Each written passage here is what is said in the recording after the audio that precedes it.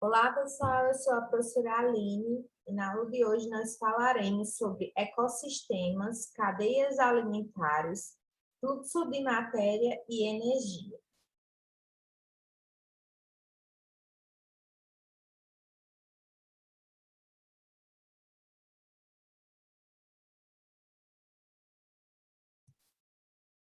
Então, primeiramente, nós vamos compreender o que são ecossistemas.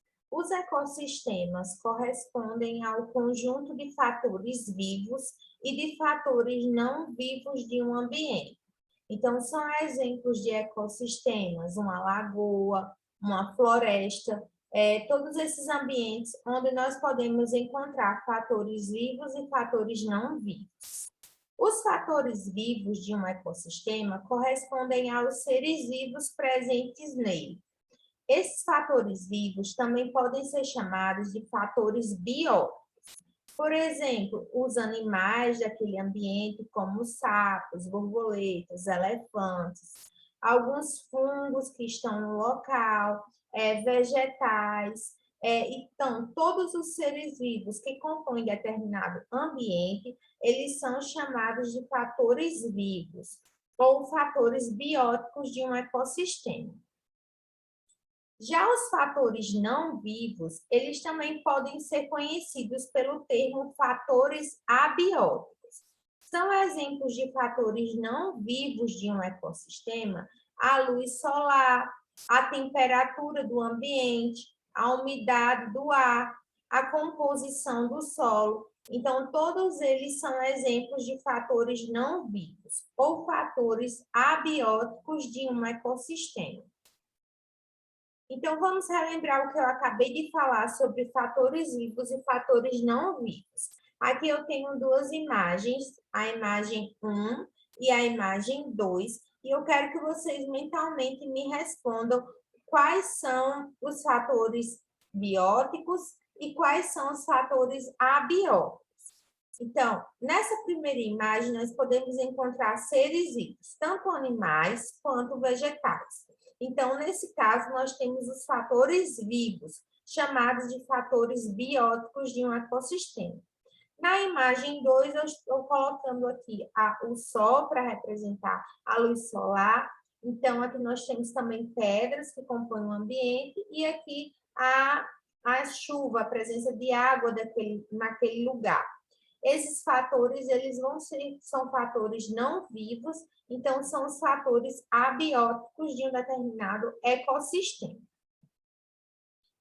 Os ecossistemas, eles são estudados por meio de uma ciência ou uma área da biologia chamada de ecologia.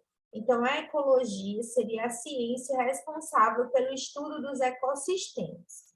E a ecologia, ela existe enquanto ciência graças ao trabalho dos ecologistas. Então, para um ecologista, existe a função de estudar o ecossistema, ou seja, estudar a relação dos seres vivos entre si em determinado local, ou da influência dos fatores não vivos para a vida daqueles seres vivos do ambiente. Quando nós falamos atualmente na interferência do ser humano em determinados ambientes, a gente pode ter bastante a presença do trabalho dos ecologistas, onde eles podem avaliar o quanto da interferência humana em determinado local pode influenciar naquele ecossistema, ou seja, no conjunto de seres vivos e não vivos daquele ambiente. Os seres vivos, eles interagem não apenas com os fatores não vivos, mas também eles interagem entre si por meio da alimentação. Essa interação dos seres vivos por meio da alimentação costuma ser representada através das cadeias alimentares. Nas cadeias alimentares, nós temos a sequência de alimentação dos seres vivos, ou seja, a sequência de troca de matéria e energia que existe entre os seres vivos de determinado ambiente. Nessas cadeias alimentares, os seres vivos eles costumam ser enquadrados, classificados em determinados grupos dentro de uma cadeia alimentar. O primeiro grupo é um grupo chamado de produtores. Os produtores são os seres vivos responsáveis pela produção do seu próprio alimento. A produção do próprio alimento por esses seres vivos chamados de produtores ocorre por meio do processo de fotossíntese. Então, nos ecossistemas terrestres, nós temos os vegetais, ou seja, as plantas, como exemplos de seres vivos produtores, que produzem o seu próprio alimento por meio da fotossíntese. Então, nesse processo que está sendo esquematizado na imagem, é possível observar que as plantas elas vão utilizar a energia solar, a água presente no solo e o gás carbônico para produzir, então, um açúcar chamado de glicose. Esse açúcar é que é utilizado como fonte de alimento para a manutenção das atividades vitais das plantas. Além disso, nesse processo é liberado também oxigênio, que será utilizado pelos demais seres vivos do ambiente no processo de respiração deles. Então, os produtores são os seres vivos que produzem o seu próprio alimento através da fotossíntese. Os produtores, além de produtores de ambientes terrestres, eles também podem ser produtores encontrados no ambiente aquático. Então, nesse ambiente aquático, nós vamos encontrar como produtores as cianobactérias e o fitoplâncton, que são pequenos seres microscópicos que existem na superfície da água e que realizam um processo de fotossíntese para a produção do seu próprio alimento. Os organismos produtores, como eles produzem o seu próprio alimento, eles são chamados também de autotróficos. Então, autotróficos são os seres vivos que produzem o seu próprio alimento. Além dos produtores, nas cadeias alimentares, nós vamos encontrar os seres vivos chamados de consumidores. Os consumidores, ao contrário dos produtores, eles não conseguem produzir o seu próprio alimento. E eles precisarão adquirir esse alimento ou se alimentando das plantas ou se alimentando de outros animais. Então, esses seres vivos consumidores, eles são chamados de heterotróficos, porque eles não produzem o seu próprio alimento e precisam adquirir de outro organismo vivo. Dentro dos consumidores, nós temos os seres vivos chamados de herbívoros, que são aqueles que se alimentam exclusivamente de vegetais, como no caso do coelho, ou os consumidores chamados de carnívoros, que se alimentam exclusivamente de carne. Então, no caso dos herbívoros que se alimentam de vegetais, eles não conseguem sobreviver em um ambiente onde não existam plantas. Já os carnívoros não, eles se alimentam de outros animais, adquirindo então energia dessa forma. Os consumidores que são chamados de onívoros, como por exemplo nós seres humanos, nos alimentamos tanto de plantas quanto de animais. Então, os seres que têm a capacidade de se alimentar tanto de plantas quanto de animais são consumidores chamados de onívoros. Além disso, numa cadeia alimentar, nós podemos encontrar também os seres classificados como decompositores. Os decompositores, eles fazem uso do processo de decomposição. Isto é, eles vão utilizar restos de animais ou partes de vegetais, como folhas, troncos, frutos, que estão lá presentes no solo, fazem a decomposição desse material, retirando então os nutrientes e liberando-os no solo.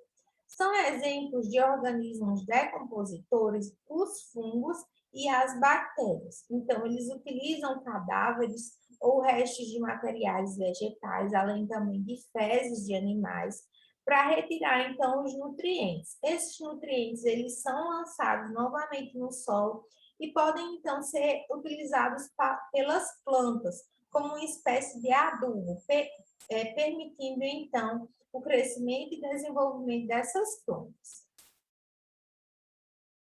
Então, enfatizando novamente o que seria uma cadeia alimentar. Numa cadeia alimentar, nós temos uma sequência linear de alimentação, desde os produtores, que produzem o seu próprio alimento, até os diversos tipos de consumidores.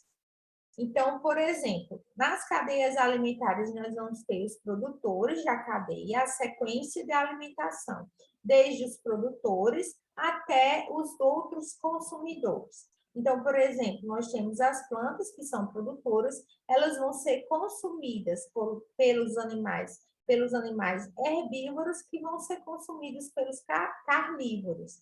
Essa sequência linear de alimentação eu vou chamar de cadeia alimentar.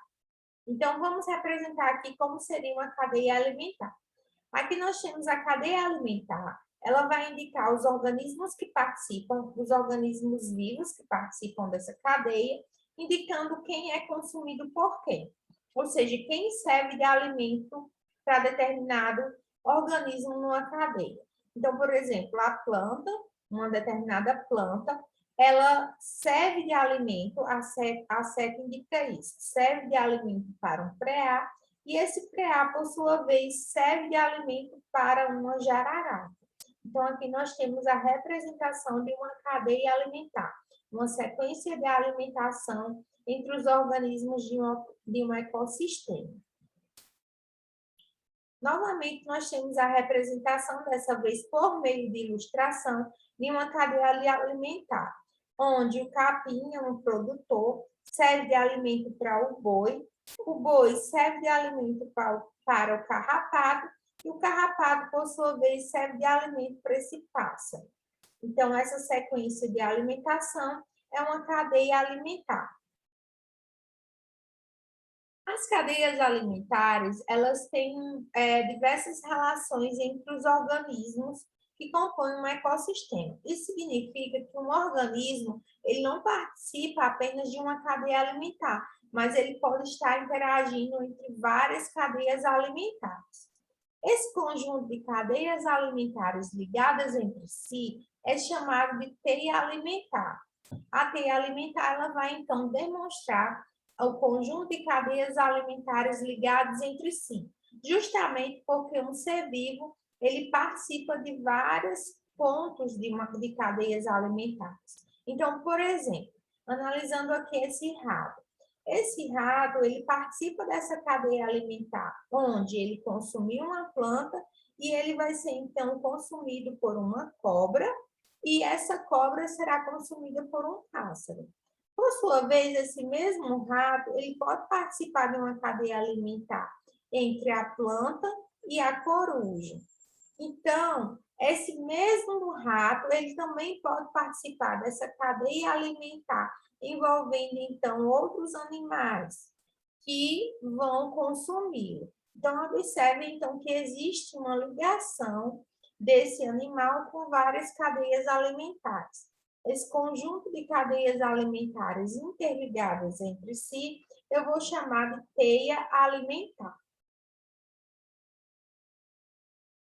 Como eu falei para vocês, os produtores eles realizam fotossíntese, ou seja, eles produzem o seu próprio alimento, que é um açúcar chamado de glicose.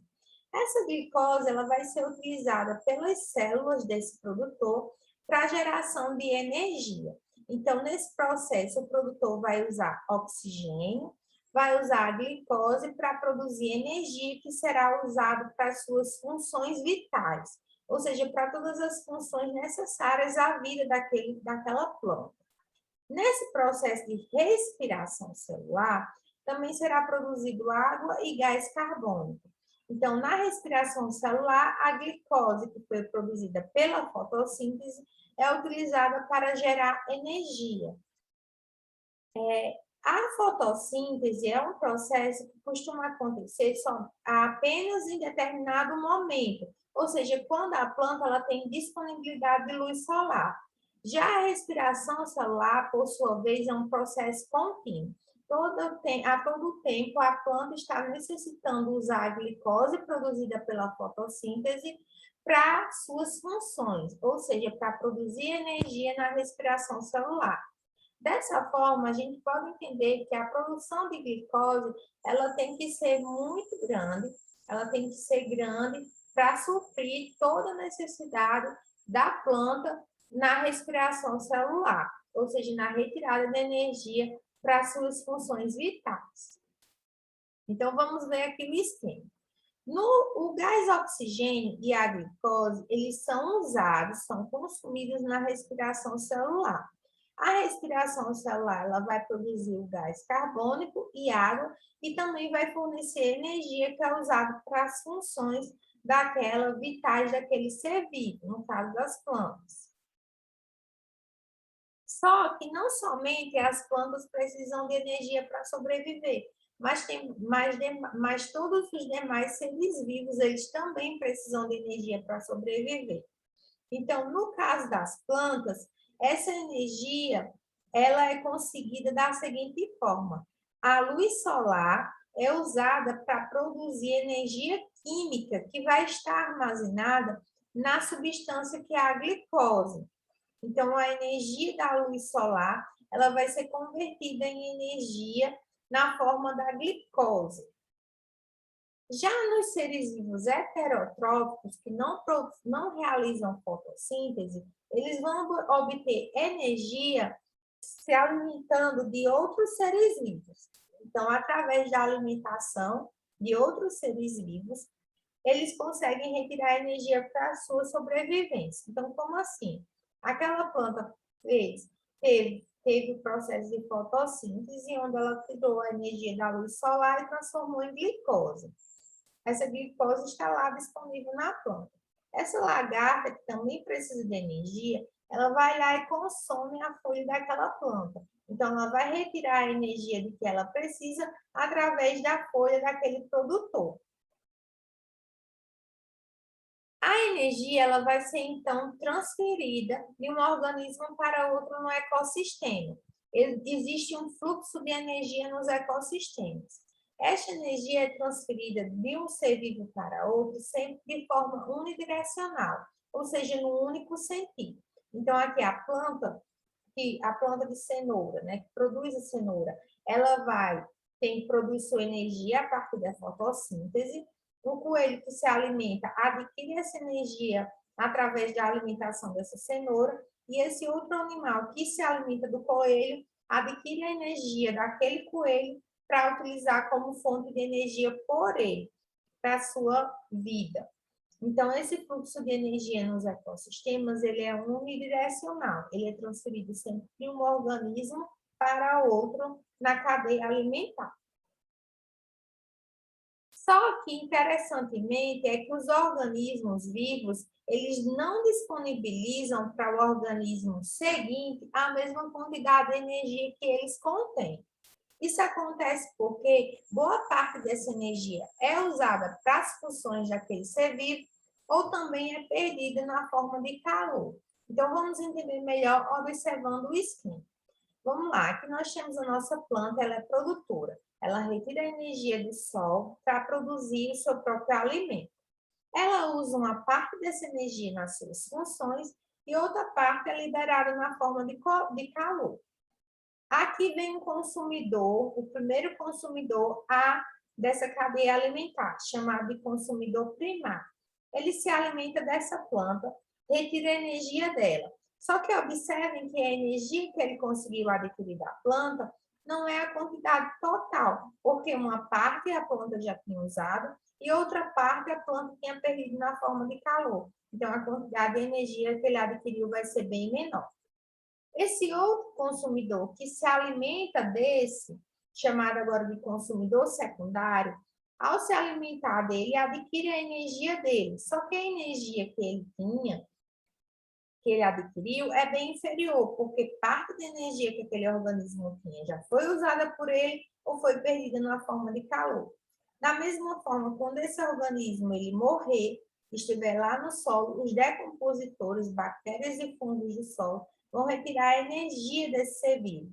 Só que a energia que eles vão usar, usufruir, é bem menor, porque boa parte da energia já tinha sido usada por ele nas suas funções enquanto ser vivo e também tinha sido perdida na forma de calor. Então, vejam que o fluxo de energia é unidirecional numa cadeia alimentar, só que à medida que essa energia é transferida ao longo dos participantes dessa cadeia, a quantidade de energia ela vai sendo reduzida. A energia vai ser bem menor em relação à energia que aquele produtor tinha para a que o decompositor adquiriu. O interessante desse processo da participação dos decompositores é que a natureza ela recicla constantemente os materiais presentes nelas. Então, por exemplo, aquela planta ela foi consumida por determinados ratos, aquele rato, ao morrer, ele tem boa parte dos seus materiais renovados por meio de fungos e bactérias do solo, que vão realizar a decomposição daquele organismo, liberando, então, nutrientes no solo que podem ser usados por novas plantas que servem de alimento para outros animais, que irão morrer novamente e serem decompostos por fungos e bactérias. Então, constantemente, a natureza ela vai reciclando os materiais que existem nela através do processo de decomposição. Então, vamos ver aqui o esquema do fluxo de nutrientes. Então, nós temos o solo com os nutrientes. Esses nutrientes eles vão ser adquiridos pelos produtores. Os produtores, por sua vez, servem de alimento com os consumidores, repassando esses nutrientes para os consumidores. Os consumidores, ao morrerem, são alvo dos decompositores que reciclam esses nutrientes, liberando no solo novamente, que é passado, então, para outras plantas produtoras, e assim o fluxo de nutrientes acontece ao longo do ecossistema. Outra coisa interessante a se notar quando a gente fala em cadeias alimentares e em teias alimentares é que, por exemplo, essa população de determinados organismos ela é sempre controlada pela disponibilidade de alimento daquele ambiente. Então, por exemplo, esses coelhos que se alimentam exclusivamente de plantas, eles não podem viver em um ambiente que não tenha plantas. Ao mesmo tempo, a população de coelhos ela é controlada pela quantidade de alimento vegetal. Então, aquele ambiente ele terá a quantidade de alimento vegetal que comportará aquela população, que controla aquela população de coelhos. Então, a população de coelhos é controlada pela quantidade de alimento vegetal disponível em determinado ambiente. Da mesma forma, essa população de gaviões também é controlada pela quantidade de alimento que tem lá. Então, eles se alimentam de caracóis, e aí o número de caracóis ela acaba controlando, então, a população de gaviões. Então, se existe uma quantidade menor de caracóis, de alimento disponível para esses gaviões, a população será reduzida. Se existe uma disponibilidade maior de alimento, a população será aumentada. Então, assim, nós temos o controle da população de organismos de acordo com a disponibilidade de alimento. E aí, com isso, eu chego à conclusão sobre as pirâmides de biomassa. As pirâmides de biomassa, elas ilustram a massa total de produtores e consumidores. Numa pirâmide de biomassa, a massa total de produtores ela deve ser sempre maior do que a de consumidores finais. Por quê? Porque os produtores eles seguram a cadeia alimentar a partir da produção do seu próprio alimento.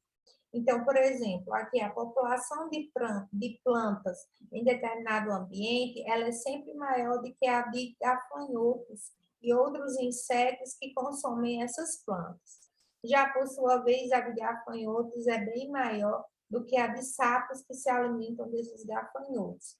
E a de gaviões é bem menor do que a de sapos que servem de alimento para esses gaviões. Então, numa pirâmide de biomassa, nós ilustramos a massa total dos produtores, dos consumidores primários, secundários e terciários, onde esses níveis nos produtores deve ser maior do que o de consumidores primários. O de consumidores primários, a quantidade total deve ser maior do que a de consumidores secundários, e a de consumidores secundários, a quantidade total deve ser maior do que a de consumidores terciários.